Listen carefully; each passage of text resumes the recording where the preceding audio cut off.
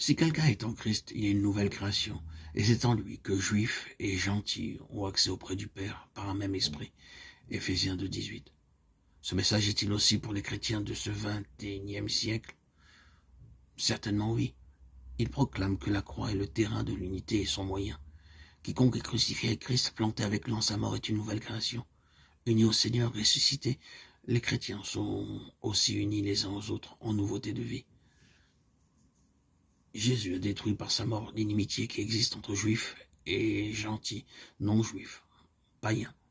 Nous pouvons dire aussi qu'il a détruit celle qui existe entre chrétiens et chrétiens, lesquels, dans leur vie religieuse, marchent selon la chair, selon le monde. Les chrétiens mondains. La vieille création doit mourir pour faire place à la nouvelle, qui est selon l'image de celui qui l'a créée. En lui, il n'y a plus ni juif ni grec, ni circoncis ni incirconcis, ni barbare, ni scythe, ni esclave, ni libre, mais Christ est tout et en tous. Colossiens 3, 10, 11. Baptisé en Christ, il n'y a plus ni juif, ni grec, il n'y a plus ni esclave, ni libre, il n'y a plus ni homme, ni femme, car tous vous êtes un en Christ. Jésus, Galates 3, 27, 28.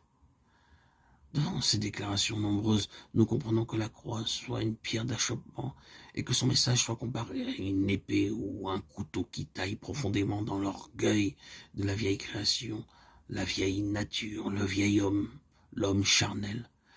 Le remède que Dieu donne pour les divisions, la désunion, n'est pas un remède superficiel. L'idéal moderne d'union de la chrétienté ne le satisfait pas, car l'union y manque totalement.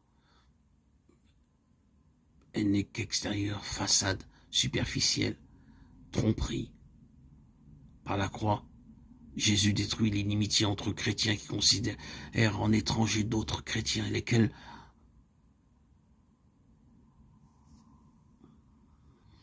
prétendent être unis au Christ. Accepter qu'il serait malaisé de rejeter et de vivre la croix. Cependant, nous sommes exhortés à ne pas être des auditeurs oublieux de la parole et d'obéir selon la lumière communiquée. Autrement, nous méritons les reproches du Seigneur aux pharisiens. Ils disent et ne font pas.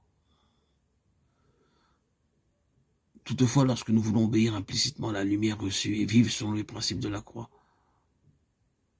nous découvrons alors qu'elle est un scandale. L'obéissance possible est uniquement en Christ Jésus. Nous avons été baptisés en sa mort. Romains 6, 3. Nous avons revêtu Christ en lui. Il ne peut y avoir ni distinction, ni division, ni prévention, ni préférence.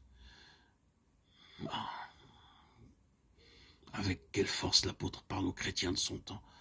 La croix, leur dit-il, les sépare du monde, de ses façons de faire, de ses ambitions, de ses plans. Par la croix, ils ont échappé aux rudiments du monde concernant la manière d'adorer Dieu, aux règles, aux injonctions, aux doctrines humaines. Colossiens 2, 20, 23. Par la croix, ils ne sont plus ni juifs, ni gentils, ni païens, ni incirconcis, en guerre l'un avec l'autre concernant les ordonnances religieuses.